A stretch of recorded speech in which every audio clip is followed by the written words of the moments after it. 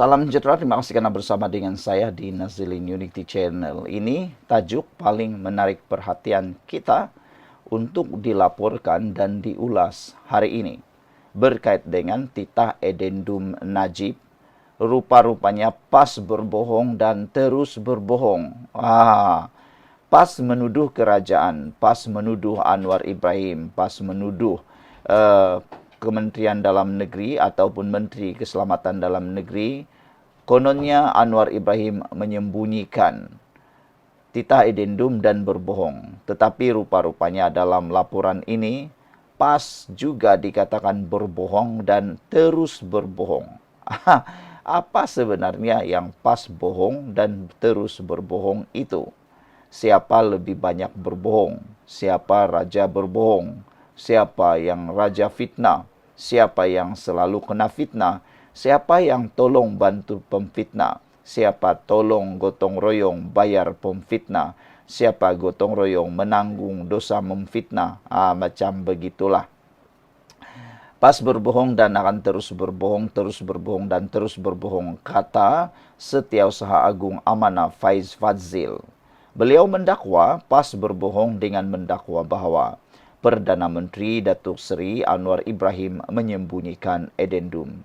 Tiada bukti, satu bukti pun yang boleh menyokong dakwaan kononnya Anwar Ibrahim berbohong dan menyembunyikan edendum tersebut. Jadi kalau tiada bukti, boleh kata itu fitnah dan itu bohong. Itu fitnah dan itu bohong lah kalau tiada bukti kan. Apa bukti bahawa Anwar Ibrahim menyembunyikan titah edendum tersebut? Tiada bukti yang Anwar Ibrahim terima titah itu dan menyembunyikan pula. Hujah pihak kerajaan adalah edendum tidak dibincangkan dalam mesyuarat lembaga pengampunan. Oleh itu, ianya tidak wujud. Macam yang telah dinyatakan oleh banyak peguam dan para pengamal undang-undang bahawa titah edendum itu tidak dibincangkan dalam mesyuarat lembaga pengampunan. Oleh itu, ianya tidak wujud. Dalam minit mesyuarat lembaga pengampunan atau dalam lembaga pengampunan mesyuarat itu, titah itu tidak dibincangkan. Jadi, boleh anggap titah edendum itu dibuat di luar lembaga mesyuarat lembaga pengampunan. Itulah sebabnya ada pengamal undang-undang mempersoalkan sejauh mana titah edendum itu boleh dilaksanakan kepada Najib. Itu persoalan paling besar dan adakah itu juga sah kerana dibuat di luar mesyuarat lembaga pengampunan. Itulah apabila bercakap tentang titah edendum ini, banyak pengamal undang-undang menyatakan ini akan menimbulkan konflik besar dalam perlembagaan Malaysia kerana ianya sebenarnya tidak boleh dibincangkan secara terbuka kerana itu adalah kuasa prerogatif yang di Pertuan Agong dan Raja-Raja.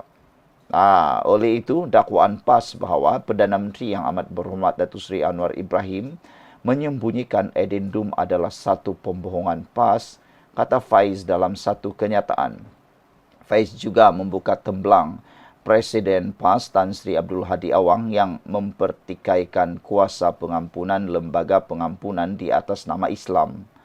Pengampunan seseorang pesalah jenayah adalah di bawah kuasa lembaga pengampunan yang dipengerusikan yang di Pertuan Agong selaras dengan peruntukan perkara 42 Perlembagaan Persekutuan. Maka kuasa pengampunan ini adalah suatu kuasa sah dan oleh itu hukuman terhadap Najib Razak yang dikurangkan tidak dipertikaikan. Namun Presiden PAS pada tahun 2023 pernah mempertikaikan kuasa pengampunan lembaga pengampunan bahawa ianya tidak selari dengan Islam. Kini dalam isu pengampunan terhadap Najib Razak, dalil haram itu tidak lagi terpakai. Fatwa PAS berubah mengikut nafsu politik mereka. Inilah perkara yang mungkin ramai orang tak pernah tahu, tak pernah ingat, atau tak pernah mau tahu, atau buat-buat tak tahu. Rupa-rupanya saudara-saudara sekalian, Presiden PAS pada tahun 2023 pernah mempertikaikan kuasa pengampunan lembaga pengampunan bahwa ianya tidak selari dengan Islam. Rupa-rupanya Hadi Awang pernah menyatakan pada tahun 2023 bahwa kuasa pengampunan, lembaga pengampunan dia pertikaikan dan ianya tidak selari dengan Islam, kata Presiden PAS itu. Kini menjadi kehairanan kepada kita semua, mereka pula, PAS pula yang beria-ia sangat, beria-ia melampau pula, memperjuangkan titah edendum Najib yang dikeluarkan oleh lembaga pengampunan. Padahal pada tahun 2023, Presiden PAS itu mempertikaikan kuasa pengampunan, lembaga pengampunan dan menyatakan ianya tidak selari dengan Islam. Itulah yang dinyatakan temblang, kata Faiz, temblang Presiden PAS Tan Sri Abdul Hadi Awang yang mempertikai kuasa pengampunan, lembaga pengampunan di atas nama Islam. Jadi saudara, kini dalam isu pengampunan terhadap Najib Razak, dalil haram itu tidak lagi terpakai. Itulah sikap PAS, kata Faiz. Fatwa PAS berubah mengikut nafsu politik mereka. Maka PAS berbohong lagi. Tetapi lebih teruk, berbohong atas nama agama, kata Faiz. Isu titah edendum menjadi mainan politik sejak ia menganjurkan himpunan Solidariti untuk mantan Perdana Menteri Datuk Seri Najib Tun Razak.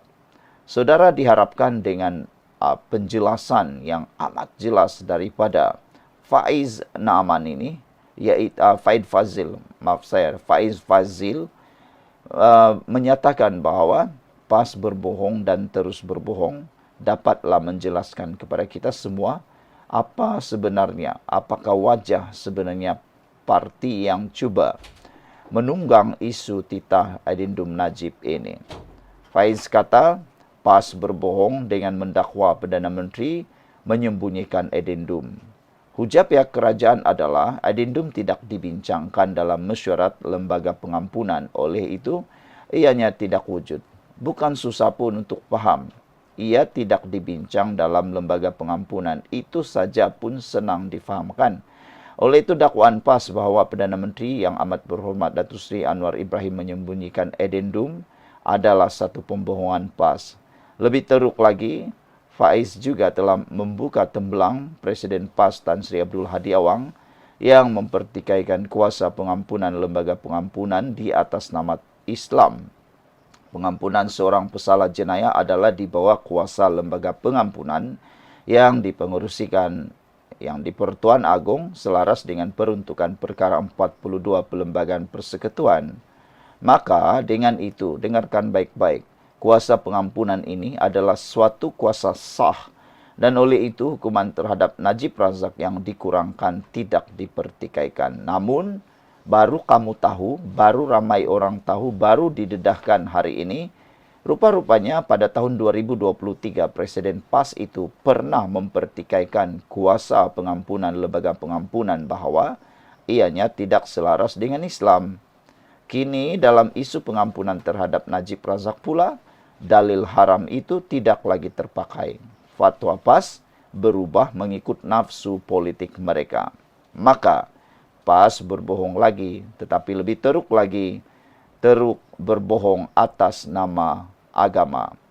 Isu titah edendum menjadi mainan politik PAS sejak ia menganjurkan himpunan Solidariti untuk mantan Perdana Menteri Najib Tun Razak. Sekian dulu untuk kali ini. Jangan lupa tinggalkan komen Anda. Bye-bye. Salam sejahtera, terima kasih karena bersama dengan saya di Nazilin Unity Channel. Selepas beberapa hari, Najib menang untuk kes titah edendum dan dibenarkan membuat semakan rayuan titah edendum di Mahkamah Tinggi, dihantar ke Mahkamah Tinggi oleh Mahkamah Rayuan. Sekali lagi kita dikejutkan dengan pengakuan daripada anak Najib sendiri tentang titah edendum itu. Nizar akhirnya mengakui, membuat satu pengakuan tentang titah edendum ini yang banyak membuatkan kita tertanya-tanya dan juga kita pun menjadi semakin mahu tahu. Anak Najib yaitu Nizar mengakui dapat nasihat dan pandangan Wan Rosdi yaitu Menteri Besar Pahang. Ahli Dewan Undangan Negeri Adun Peramu Jaya, Datuk Muhammad Nizar Najib, mengakui sering merujuk kepada Menteri Besar Pahang, Datuk Seri Wan Rosdi Wan Ismail, untuk mendapatkan nasihat dan pandangan mengenai isu titah edendum yang melibatkan bapanya, Datuk Seri Najib Tun Razak. Perkara itu didedahkan anak sulung bekas Perdana Menteri tersebut dalam satu hantaran di laman Facebook miliknya pada Rabu. Dalam hantaran berkenan, Muhammad Nizar merakamkan penghargaan kepada Naib Presiden UMNO dan pengerusi UMNO Pahang itu. Tidak ramai yang tahu saya sentiasa berhubung dengan yang amat berhormat Menteri Besar, memohon nasihat dan pandangan sepanjang titah edendum ini berlangsung, kata anak Najib lagi. Beliau banyak memberi dorongan dan nasihat sepanjang saya dan keluarga saya memperjuangkan perkara ini bagi pihak ayahanda, tulisnya lagi. Tambah Nizar, selain usaha Presiden UMNO Datuk Seri Ahmad Zaid Hamidi untuk memfailkan affidavit titah edendum, Wan Rosdi juga mengambil risiko peribadi untuk mengesahkannya pada awalnya kewujudan titah tersebut dan tahanan rumah melalui affidavit yang difailkan di mahkamah. Yang menjadi kenyataan mengejutkan kita dalam tulisan Nizar ini ialah apabila beliau menyatakan bahawa Wan Rosdi juga mengambil risiko peribadi untuk mengesahkan pada awalnya kewujudan titah tersebut dan tahanan rumah melalui affidavit yang difailkan di mahkamah.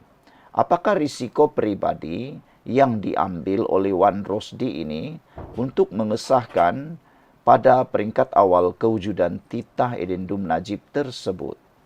Tanpa pengesahan awal, kata Nizar, orang ramai tidak akan tahu akan kewujudan titah tersebut dan ramai tidak tahu. Beliau mengucapkan terima kasih tidak terhingga kepada Datuk Seri Diraja Menteri Besar. Saya dengan ikhlas selalu mendoakan agar Datuk Seri Diraja diberikan kesihatan yang baik dan kekuatan untuk terus memimpin kami di pentadbiran negeri Pahang, katanya lagi. Dalam pada itu, Muhammad Nizar turut bersyukur di atas keputusan 2-1 di Mahkamah Rayuan yang memihak kepada bapaknya beberapa hari yang lepas. Dengan keputusan ini, beliau mendapat kebenaran untuk memulakan prosiding semakan keputusan Mahkamah Tinggi Kuala Lumpur berhubung penolakan permohonannya untuk menjalani baki hukuman penjara di bawah tahanan rumah, katanya lagi. Jadi rupa-rupanya keputusan di Mahkamah Rayuan baru-baru ini bukanlah mengesahkan tentang titah edendum itu, bukan juga untuk mengarahkan pelaksanaan titah edendum tersebut, tetapi ianya keputusan tentang memulakan prosiding semula untuk semakan keputusan Mahkamah Tinggi Kuala Lumpur yang memutuskan dahulu bahawa titah edendum Najib itu tidak sah kerana ianya hanya berdasarkan bukti hearsay ataupun hanya dengar cakap.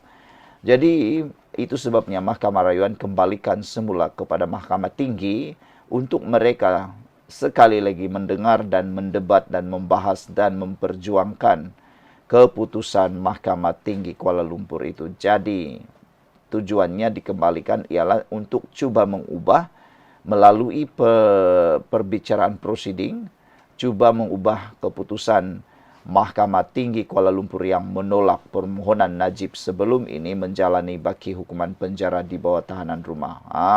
Barulah kita fahamkan begitulah sebenarnya yang berlaku. Jadi pada Isnin yang lepas, Najib berjaya mendapat kebenaran memulakan prosiding semakan kehakiman bagi suatu perintah untuk memaksa kerajaan atau 6 pihak lain menjawab dan mengesahkan kewujudan titah edendum. Sekian dulu untuk kali ini. Jangan lupa tinggalkan komen anda. Bye-bye.